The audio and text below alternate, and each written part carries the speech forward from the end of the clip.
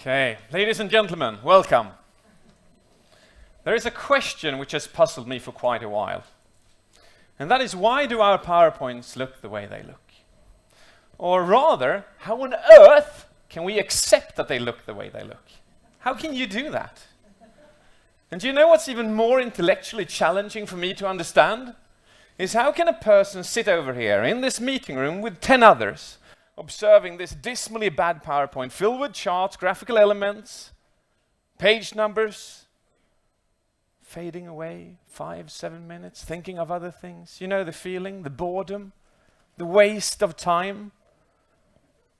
This person, after 40 minutes, he or she will stand up, a bit dazed, trotting off to his own office, coming into his own computer, flipping it up, going like, oh my God, I've got a presentation tomorrow, and I do have a PowerPoint to build. Now, what is the chance that this person will build an equally bad PowerPoint as the one that he or she was by herself tortured by in the other conference room? Is that a big chance? Yeah. Now, what is that? Why do we do that? Is that vengeance? Is that where you go like, you did that to me, I'm going to do it to you, you got it coming, bro? Is that the case? I don't think so. I don't think it has got to do with vengeance. I don't think it has got to do with intelligence. I think it's got to do with something else. Now, my passion in life is the brain. And an even bigger passion than that is presentation skills. And I love combining these two. And about 4 years ago, I got so upset. I blew my top. Because the way that we do neural executions all over our boardrooms today is just, it's not fair to our intelligence as being Homo sapiens. So I thought, there's got to be something that we can do about this. So I searched the world. I looked for seminars. I looked for training programs. I looked for books that could solve this question for me. But there was none to be found. So I thought, well, I'll just do as Franz Kafka said. If it isn't written, write it yourself. And 4 years later, I have the great honor to stand here in front of you. What am I talking about? What are the PowerPoints I'm referring to? Well, they can look like this. Now, this is one of the top 3 universities in the world advising their students and their teachers on how to build great PowerPoints. I received this from a customer. And you've got to be semi-blind in order to even have something like this in the company. I love this one. This one was awarded the prize of being the worst PowerPoint delivered by a public CEO in 2010. It's a nice prize to pick up, isn't it? Oh yes, thank you. Well done, mate. And then you're like, this is bad. Can it get worse? Yes, it can. Now, this is the UN in Afghanistan, the US military, describing the situation in the area. And, well, there are no comments on that. But then we go this one. My God, David Phillips, this has got to be the thing. This has got limited amounts of text. It's got a supporting image. It's got a clear headline. This is the truth. Well, the thing is, if you recognize yourself in any of these, which I think you do, nodding away, I want to make you aware of the following. That if you've delivered a presentation with something like that behind you, 90% of what you said was gone within 30 seconds. And then you go, no way, Jose. That is way, I know it's bad, but it can't be that bad, can it now, really? Well, just let me give you an example of really how bad your working memory is, and mine, for that case. I want you to imagine this situation. You're at the train station, and you're waiting for the train. You can see it coming in the horizon. You're fiddling away, you finally find where you put your ticket, and you take it up and you go, car 5, C42, got it. Have you? You have absolutely no idea where you're going to sit, do you? So you're like, is this only me, or, well, I'll check, 542, and you put it down again. Have you got it? No, you haven't got it. You'll do this on an average of 6 times before you sit down. I've seen people in the train go, 542, 542, yes, this is my seat. Check. Now, the bad news in this situation is this. You do not have a separate working memory for PowerPoint and a separate working memory for train tickets. It's the same dismally bad working memory for both activities. So I might be harsh when I say this, but there is one man on this earth who knows more about the brain than anybody else, one of the most leading neurologists called John Medina, and he puts it like this.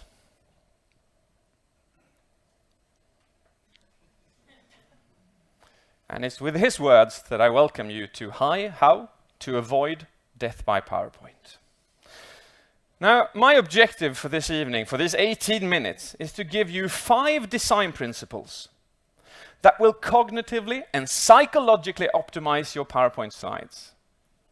And if you haven't used them before, they will make a tremendous difference to every PowerPoint you will be delivering from this day and on. So let's start. The first one of these 5 is one message. I received this from a customer and I said, hey, we've got a lot of issues in here, but let's start with the first one. You got 2 messages. Let's move one of them out of the way and just bring one message per slide.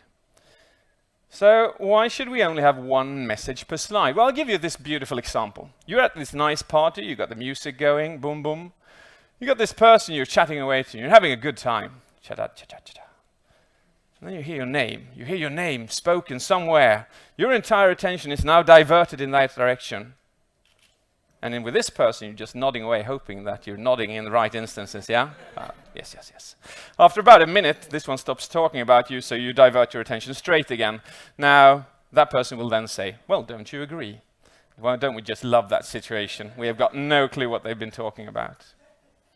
The same thing goes for PowerPoint. If you got more than one message, the chance is big that they will be focusing on this one and not that one, or that one and this, not this one. Just make it simple for human beings. Have one message per slide. We are extremely limited to understanding more. Let's move on. Go to working memory. I've already given you this bad vibe that your working memory is bad, and I'm afraid I'm not coming with better news. I'm coming with worse news. And it goes like this. This equation has the basis of John Sweller and Meyer. And they come to the conclusion that there is something in our brain called the redundancy effect, and it works like this. If you have text, sentences on your PowerPoint, and you persist with the annoying idea of speaking at the same time, what will be remembered by the audience is 0. Or very close to 0. Now, why is that? How does that come about? Well, it can't look like this. It's just not practical. You can't stand and have this and talk at the same time. So what are you supposed to do? Well, use PowerPoint for what it's supposed to be used for. Pick it like this. Pull down your text into the documentation field and use the area up there for the presentation material. Short, sweet bits of text and an image. That is what enhances your image. That is what enhances your message. So use PowerPoint as it's supposed to be used. Come to the third of these 5 principles, and that's size. Before I go into that, I want to make you aware of something, and that is the following. Every time you open your eyes for the rest of your life, you will focus on 4 things. Moving objects, signaling colors like red, orange, and yellow, contrast-rich objects, and big objects for the rest of your life. Give you a practical example of that. I want you to imagine yourself being home with a friend, a really good friend. Now the television is on, but the sound is off. You're having a great conversation, but do you find it easy to not look at the television? No. Why not? Because it's got moving objects, it's got signaling colors, it's high in contrast, and they're usually very big these times. So why not use this to our benefit? If you look at this, where is your attention drawn to? Without you even having a chance of controlling it. It's going to the big 3 all the time. Well, have a look at the practical situation. Have a look at this. Where is your eyes drawn to? Well, I can see that they're drawn to constantly to the headline. Now, how often is the headline the most important part in a PowerPoint? It's very rare. Even so, every PowerPoint template is built like this, where the headline is the biggest object and the content is the smallest, going absolute opposite to our biological reactions. So what does this look like if we just show you an example? Well, now I'll reduce the title and it looks like this. Do you see how your eyes now fall down into the content? Now they're sucked into the headline. And now they're fallen down into the content. So I can control exactly where you are. But why do people build PowerPoints where people will be spending 70% of the time on the headline when it's not the most important part? So what I want you to take with you from this is the most important part of your PowerPoint should also be the biggest, nothing else. Moving on to number 4, contrast. Contrast controls your focus. So what does that look like?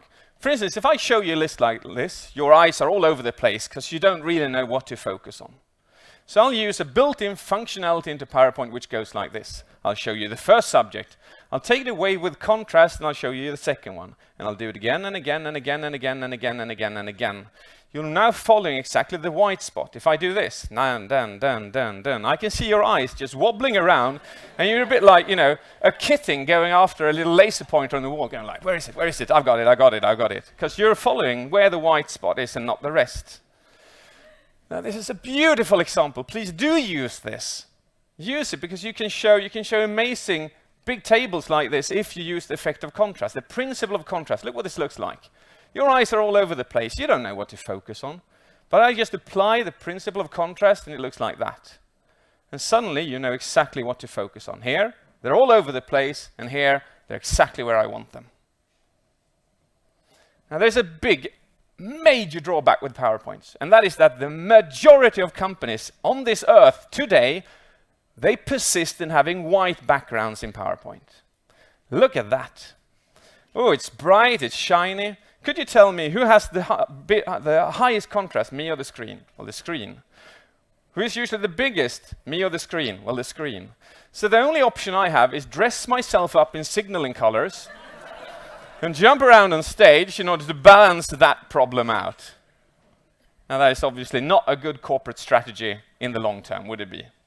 I think the long-term strategy is to just switch it around. PowerPoint is not supposed to have white backgrounds. If I do this, your eyes relax. You focus on me. I'm the biggest object. I'm the most contrast-rich object. I got your focus. Why is that important? It's important because I always have been, and I always will be the presentation. That is my visual aid.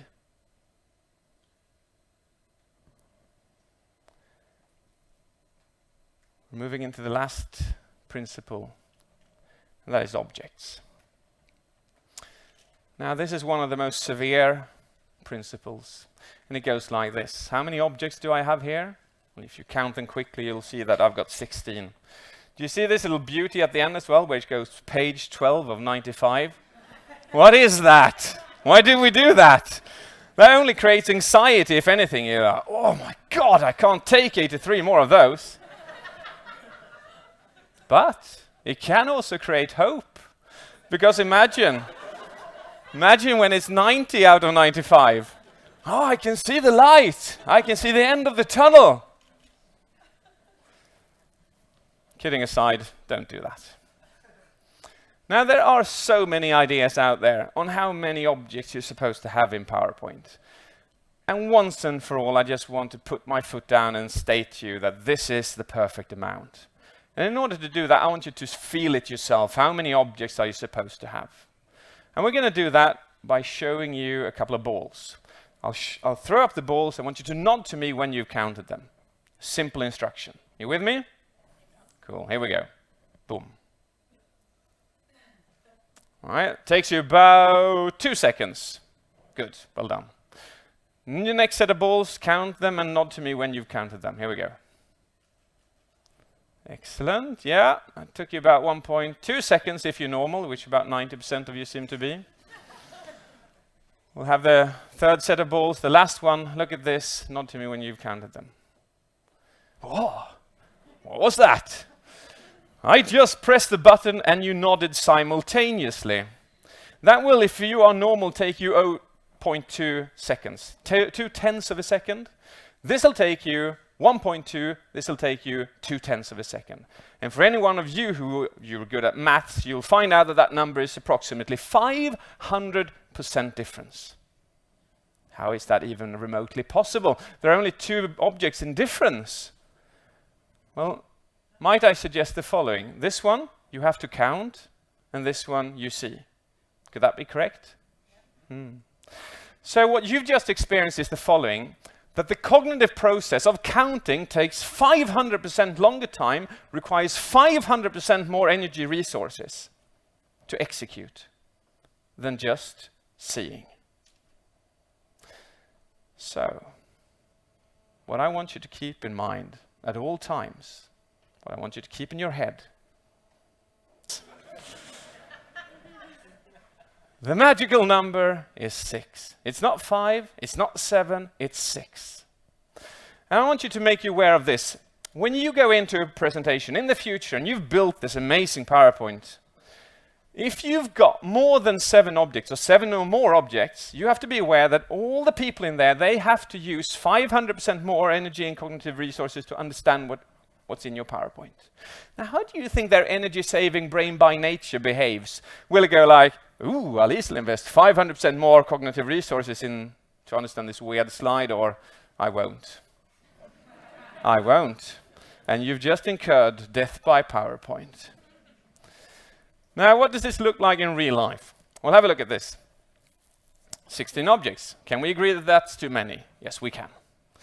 So what does it look like if we reduce it? Look at this. We go from this to this. And this is where your brain goes, ah. And this is where your brain goes, ah.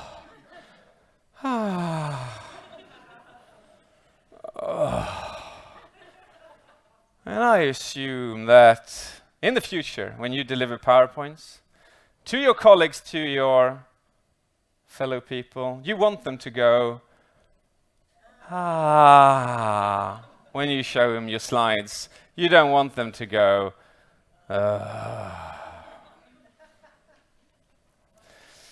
Now there is a, have you seen this movie, The Rain Man by Dustin Hoffman? You've seen that? It's beauty, isn't it? He comes into this cafeteria and somebody drops toothpicks and he goes like, boom, 247. It's amazing, isn't it? His perceptive limit is here. Your perceptive limit is here. Now, what amazes me is that whichever country I go to, whichever company I see, it seems like they build PowerPoints in the hope that all their fellow colleagues are autistic or savants, which obviously is not the case. So, but then you go like this, but David, my God, this means that I have to have more slides. Yes, that is entirely correct. You have understood me clearly. I want to make one thing clear here, and that is that the amount of slides in your PowerPoint has never been the problem. It is the amount of objects per slide which has been the problem. The stupid idea that corporate organizations all over the world have come up with limitations going like, ooh, we've got this clever idea. You can't use 40 slides, you can only use 4. So what do people do? Well, they take the content of the rest 36 and they jam it in the first 4. My God, is that counterproductive or what? And we call ourselves intelligent? No. All right, so compared. I started off with 95 of those. We ended up with 135 of these. And yes, it gave an immediate result to the application that we were working for. So, to summarize this, let's have some fun and do a cross-examination, because obviously I have to prove my point. Do you remember more than 90% of what I said? I'm not going to be that harsh. Let's do a crossword instead. It's going to go like this. Words are going to come up. I'm going to ask you to scream them out as loud as you can as we go along. How many messages are you supposed to have per slide? 1. Very good. I think you were looking for a different word there. What can we use to steer focus? Yes, and another one. Well done. What should we avoid using if speaking at the same time? Beautiful. And what should we strive? What kind of background should we have? We should have dark. And finally, now you can say it. How many objects per slide? 6. That is magnificent. Thank you very much.